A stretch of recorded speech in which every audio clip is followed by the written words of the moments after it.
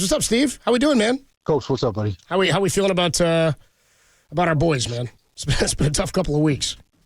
Ooh. What I don't look, this is the part that really is the most problematic in many ways. Is I'm not gonna doesn't you have to have a grittiness, and and the teams that you have to have super talent and super grit. They have to come together. And the teams that have super talent and super grit, they're at the top of the league. And we've always been both. And so through injury, we've suffered a little bit. But what I don't like to see is not be gritty. And once you lose the grittiness, and that really is that's a group think. 50 people have this psychic ability to come together. Is psychic the right word? I don't even know. And to come together and have this like over my dead body. This is not going down this way. This is not happening. And what I don't like is when we can't look. You can get beat. I don't mind getting beat, and I never mind. Like it's like running a lot. You get beat, you learn. Like I'm okay with that. But you do not throw me out of the building. You do not push me. I'm a hard out. And if I get beat, it's because you took it from my bloody hands. And I know I say that a lot, but that's kind of that's where it has to be. And as soon as you lose that sense as a group, then things can start to devolve quickly. And that's why I'm afraid. I don't want to. We can always come home. We can always win games. There's still life. There's all of that hope is still there, but without that grittiness that you have to have. And it's not like no one can make a speech. Copes. No one can come in Newt Rockney can't show up and make a speech. And I was like, oh yeah, we got grit, baby. We're back. Like it is something that you almost have to earn in a weird way. And the best teams haven't. And, the teams that really show it this year, like the Lions right now, there's a desperation, I'll call it desperate grittiness in their game. And you can see it when they're not playing well. The couple games they've just come back and just storm back to win because they know every win matters. And so we gotta, it's not gone. It can't be gone. Don't tell me it's gone, because it can't be gone. And we gotta find it. Well, where does it come from? And is it something you can find this late in the season? When people talk about Super Bowl hangover, it's a word that no one really understands how to contextualize. But what happens is it takes every guy kind of like coming in on, studying on Tuesday night before the Wednesday, when they, kind of implement game plan day, right? It's like, it's like I turn the TV off on Friday night to go over it again, and then there's this sense when we're out to practice, it's perfect. Like we don't mess around. Like there's a sense that everything matters. Every little thing matters. And everybody is in, from the equipment man to the trainer to the person who's driving the bus to every player, the coach. Like it gathers. And it gathers with what everybody sees and what everybody feels. And so that's hard to hold on to. It's like human emotion, as anyone in their life, you can't stay kind of in that readiness, ready to go, like gnarly spirit forever. Like there's ebbs and flows. And especially after what happened in the Super Bowl last year, it's gonna ebb. It's gonna, and so that's why what we needed in this season, because it was gonna ebb, is some space, and we didn't get it. We lost games that we needed to win, so we could have the space, so we could be 7-3 right now, 7-4. You know what I mean? And be just fine. And we didn't get it, and so then we're under the gun, and so now it basically gets stolen from you in Green Bay. It gets stolen from you in Buffalo. It gets stolen from you at home against the Seahawks. It gets stolen a little bit every time that you got beat by the Rams or by the Cardinals. Like, and it's hard to just manufacture. And I just, you're going to need leadership. The guys, Trent's going to have to get back and lead. Debo has got to be the de facto. He can't, give an inch. Yeah. And you got to feel that way. You got to feel that. And perceptually, teams now sense there's blood in the water on the 49ers, and they're predatory, and they're going to play that way. And you have to push them back. You have to jam them back. And that's offensively how you do it. Defense, you have to jam and just push people back against their will. And you need your big boys to do it. The stars lead, and George and everybody else. It just has to happen that way. And defensively, same thing. But everybody smells blood in the water, and that makes the job of getting it back that much harder. And then if you go the season and we end up 8-9 and we're out of the playoffs, let's say, now you're with 20 other teams that have to go reclaim it, and it doesn't get reclaimed overnight. So I think don't wait until the end of till July or August of next year to try to reclaim it. Let's do it in season right now when we're the most bruised and battered. Let's grab it back, and I think that's just leadership and just grit. You got to get it back. What's going on, Steve? How you doing? D-Money, what's happening? Oh, just on this show now. I thought the show would have been better. Just on the show now. Oh, I don't really. Honestly, I personally, I don't like it because you were my advocate. You were like in the background and my advocate that I could go to you and I could say, D, was that crap? And you'd be like, no, it was semi-crap. It wasn't terrible, but it was like, and then you'd help me like come up with good songs, and you'd help me come up with good, like you were in my corner, and now I feel like I'm still in your corner, Steve. I'm still in your corner. I don't know, bro. It feels like you're out in front now. Things are just different. Things are different. He's in the ring now. Yeah, he's not a cut man. He's in the ring. Well, Steve, I got to be honest. He's not the cut man anymore. He's not. I need my cut man in the corner, bro. I don't know what's. Cut me, Steve. Cut me. No, Steve. I mean, I did text you today for a song, and we could have come in with what's your favorite one? Like, the He's Mr. Ice Christmas, He's Mr. Snow. Stop, all right. Santa Claus coming to town. All right. So seriously though, what'd you make of Brock in his first game back? 11 of 18 for 94 yards. The snow probably didn't help, but I didn't see him really rip the ball down the field. And I'm going to steal from Chris Collinsworth a little bit. I thought he held onto the ball a little bit too long against that Buffalo pass rush. Was it mainly because of Brock holding on too long, or do you think the offensive line just didn't hold up?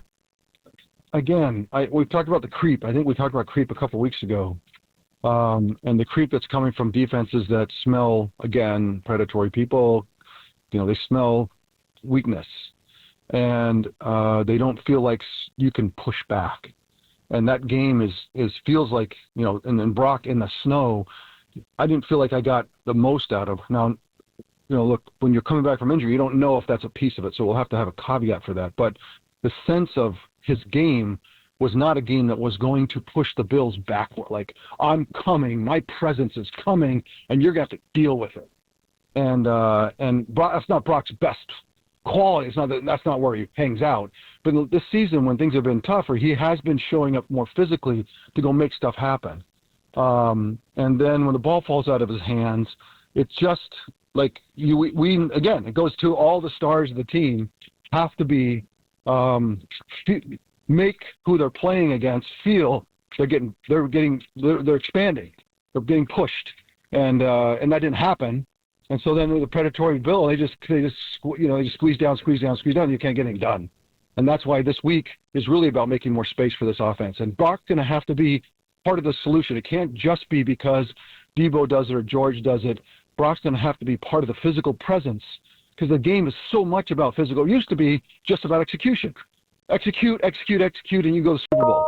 No more. It is an execution game still, but at its most exigent, important moments, it's a physical presence. I take the 11th guy out of the huddle, which is the quarterback, the one that's not necessarily thought of as being a weapon, physically down the field with his legs or in any other way, has to now become that piece of the puzzle that pushes people back. And a guy like Kirk Cousins can't do that. Jared Goff really doesn't do that. And so they have to go longer, more hard, difficult. In today's game, it's harder. And so Brock's going to have to be part of that, pushing the predators backwards.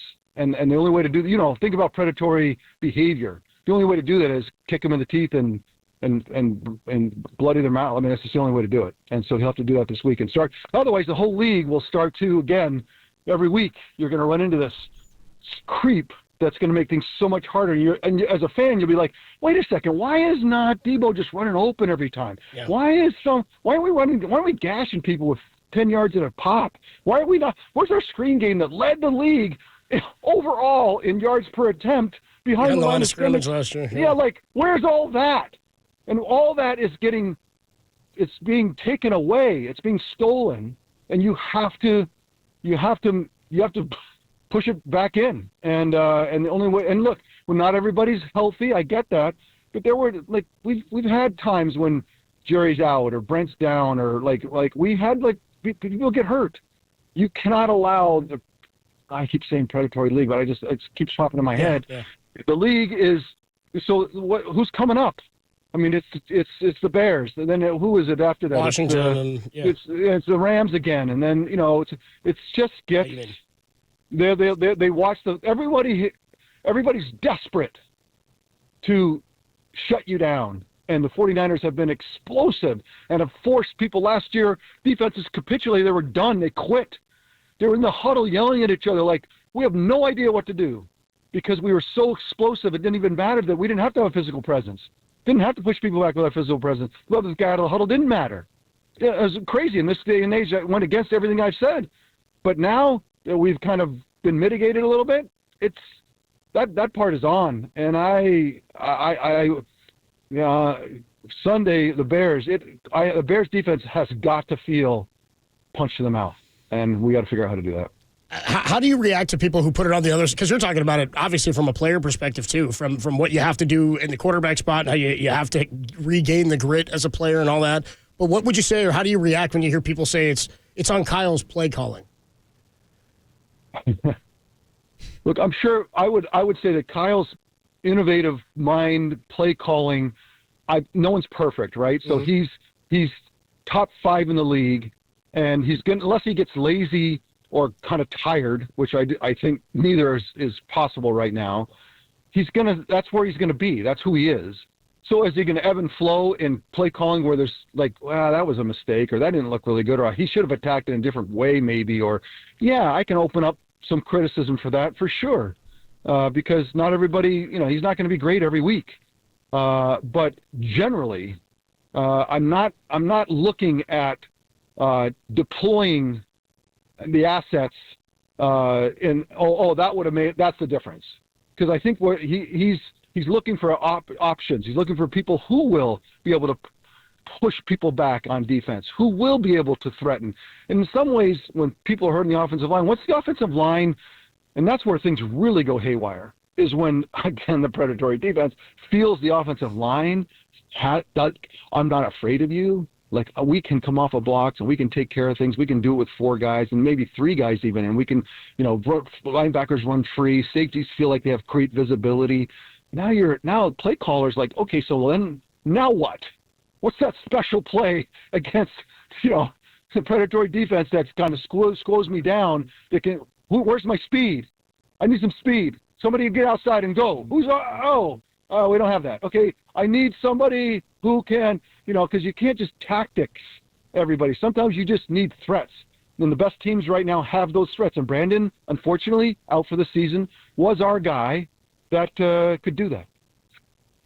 So, Steve, I'll ask you this question that I asked Brent Jones on Monday, since you guys were on the same team. 1991, you guys started 4-6, and Joe got hurt, you got hurt, but you guys ran the table the last 6 games of the year to go 10-6. You didn't make the playoffs, but you guys had a strong finish. D-Money, that's not right, bro. That's not right? We were 6-5 that season. At one point, we were 6-4, and then we lost to the Bears at home, like 9-3 or something. Okay. And that made us 6-5, and then we finished 10-6.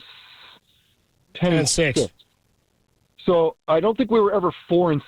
If you could got you. I got you at 4-6 in 91, Steve. Yeah, I do. Oh, 91. No. Oh, yeah, no. 91's right. That's right. 91 is right. I thought I was thinking 88. You were thinking 88. Yeah, no, 91. Yeah, 91. No. Right, Just sorry, you're talking about the year that we didn't make the playoffs. Yes. Not right. Yes. Sorry, you were right all along. Sorry. No. All good. Ignore it. Keep moving. No, I was just nothing to see here. Keep going. Fair enough. So I was just asking, like, I'm not expecting the Niners to do the same thing to run the table, but what did you guys have to do that season in order to finish strong? And then you guys the next year went on to the NFC Championship, went 14-2. Yeah, I think again, it's you come out with a physical presence, and it's grit, and we had it for 20 years, and it ebbed and flowed a little bit, but it never went away.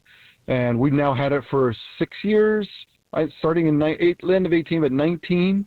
That's 5 years. We've been gritty, and I've loved it, and it's been amazing. And it's ebbed now, and the injury, hangover, blah blah blah, all the stuff that goes with it, and all the other pieces of it, and we're getting minimized. And now, again, mid-season, I think, D-Money, you make a good point. We need to. That's why I told you, it can't be. Don't tell me the off season we're getting our grit back, or next June or July in the 2 weeks of camp, or trying to figure it out with everybody a little older. With people now on the downside of their careers. Like, don't tell me that. Tell me right now. Tell me this week. And I think that's why, I thought that's what I thought Buffalo would be. That, look, we might get beat. We might get beat, but again, you have to beat it out of me. And that did not happen. And that's why I'm alarmed, and that cannot happen again. That cannot be. How the Niners got their grit back. I'm looking forward to seeing that. It's going to be in theaters this summer. In terms of stuff from around the league, Steve, the Azeez Al-Shire hit on Trevor Lawrence. I wanted to ask you about that the other day. Not so much about the hit itself. I mean, people have their takes on it. It was obviously a really tough thing to see, and he's now on IR for the remainder of the season. But there's a lot of people who are talking, like Rex Ryan came out and said he thinks we should eliminate the slide. It's dangerous. And D'Amico Ryans even said he thought maybe he slid a little bit late. Just your thought on the slide. Like, what's the quarterback protecting himself? We talked about this with Tua earlier this year. The game is changing, and it's not changing. It's changed fundamentally. Sure. And how defenders can play, and so it's opened up the space that the physical presence of quarterback is now. It's my game, right? It's the prototype is a guy that can run around, take that extra space. So you got a lot more guys roaming around. In the past, a quarterback was not known for that.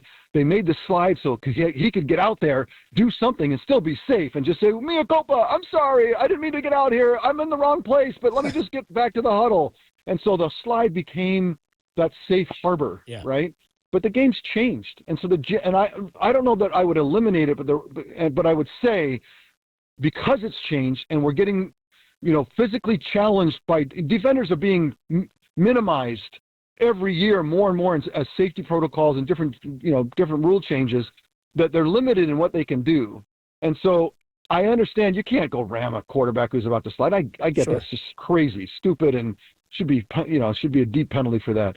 But we're going to have more and more quarterbacks out roaming and taking advantage of the rule changes that are going to start to do what Patrick Mahomes does, right? Is like, I pump fake, and then I try to go out of bounds, and I slide back in. And people are like, "Oh, do I hit him? Do I not hit him?" And I understand why that's, because even when the quarterback's out of the pocket, when you can hit him, just like a running back, I think people just, from just how they feel, defenders like, "Oh, it's a quarterback. How should I take him down?"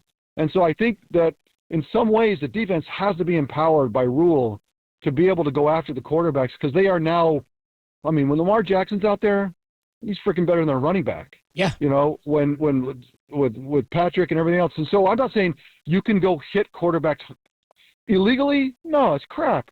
And if they do slide, you can't. No, of course not. But I think the slide was meant to be for people who should not be out there. I think it was basically a quarterback is not really known for this, and like this, let's let them have a thing to be able to put a white flag up and get out of town. And I think those days are over. So we got to rethink it. And I actually hadn't thought about it much since you just asked the question, but I suspect. And I never liked the slide. Slide's how you got killed. Slide is when you got hit in the mouth like that, and that's why I hated it. Is you opened you up for a guy that, like, "Oh, please don't hit me, because if you do, I'm dead." Yeah. And that's what happened with Trevor. And that's why it's so dangerous. I always thought the slide was the most dangerous thing you could do. Is diving forward any better, you think? Yes. I mean, just get off your feet. Yeah. Just find a way to the ground. Yeah. Just find a way to the ground. And you don't – to me, finding a safe way to the ground was the easiest thing to do in the world. And using you see somebody coming, using their speed and velocity and size to kind of get you to the ground in a way that didn't get you hurt. And I think Josh Allen's amazing at it. He takes all kinds of risks, but he is amazing at how he takes that long body and figures out a way to get to the ground without having his knee exposed or shoulders like anyone who skis, that like I admit some people don't know how to get to the ground, and maybe they should slide early and get out of the way. But if you understand how to get to the ground, don't slide. You can get off your feet and be. I always thought I was safer out of the pocket, on the run, and not sliding. That's the safest place to be. Just another thought from me before we let you go on the Bears, because obviously fired Matt Eberflus after the game on Thanksgiving. What'd you make of that final play with Caleb Williams? I mean, I was baffled by that. I got what happened. Coach has a young quarterback that he wants to empower, who's done some cool things in the second half. That's starting to show, like wow, what could he be? And so you end up wanting to empower him and let him cook, right? We said that about Brock a couple years ago. Let Caleb cook. And so you go, okay, I'm going to let him cook. I got one timeout in my pocket, and Caleb, take the space here, because whatever you end up doing, we'll end up with enough time to call time. Whatever you do, we'll call timeout. But Caleb takes forever, and now I think the head coach is like, well, what do I do now? And like he's almost going to call the play. And I honestly think that's what happened. It wasn't like, oh, I don't know what I'm doing. I don't know what the situation is.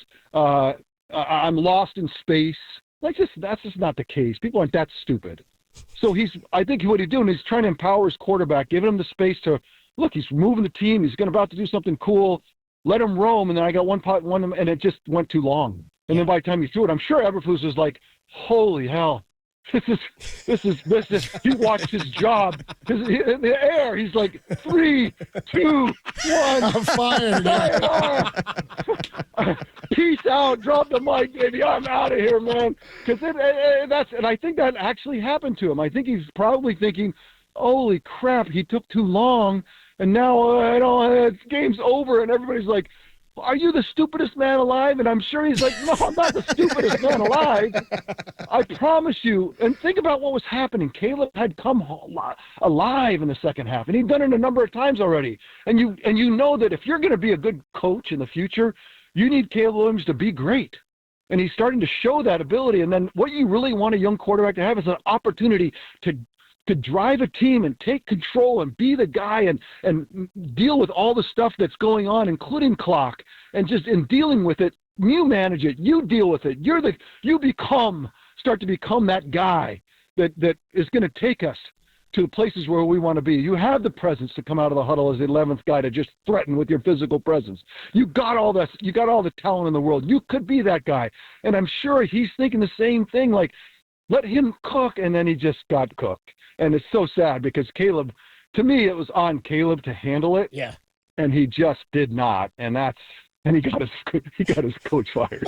I mean, I know, dude. By the way, how about the guy? He didn't mean. Now look, let me repeat that. Go ahead. He didn't get his coach fired, but what happened ended up getting his coach fired. Yeah, so. he didn't set out on the drive to make that happen. No, Right. That's how he wanted to end it. But now the guy they're going to see, Tom Brown, was the running backs coach to start the year, promoted to OC, and then promoted to head coach, interim head coach. I asked the question earlier, Steve. Anybody on a faster track to the top? Is it Tom Brown or is it Derek Papa? No, it is. Yeah, from the lunchroom, the mailroom to the penthouse. Yeah, pretty much. Outhouse. What to the I penthouse. do love, and look, I know we screwed up in Chicago a couple of times with offensive-minded people, so I can't. I have to eat my words because I thought it was the right thing to do. But the game today, again, you do not want defensive-minded head coaches in today's game. Defenses are being limited and mitigated and minimized. And you want someone who understands the position of quarterback, who can lead the organization to make the job make that quarterback as profitable as possible. And I just think that's these young, innovative offensive minds that are head coaching now and really thriving is the model. And even for the Bears, where it's a defensive town, it's like, too bad. So sad. It doesn't matter we're a defensive town anymore. It is now an offensive game, and we got to respond. So I hope who they pick is somebody who can get the most out of Caleb Williams. And that's going to be someone who understands the position, who's got an innovative mind, and can bring something really special to Chicago. Steve Young, the voice you hear, the best half hour on radio. We do it with him every Wednesday at 5. Steve, have a great rest of your week and weekend, and we'll talk to you next week, man. Thanks so much. Bye, boys. See you. Later, Steve. Good stuff there from Steve Young. Really funny stuff there. He's like, get his coach fired. Pretty much. Which is what happened, man. Still, yes, it's on.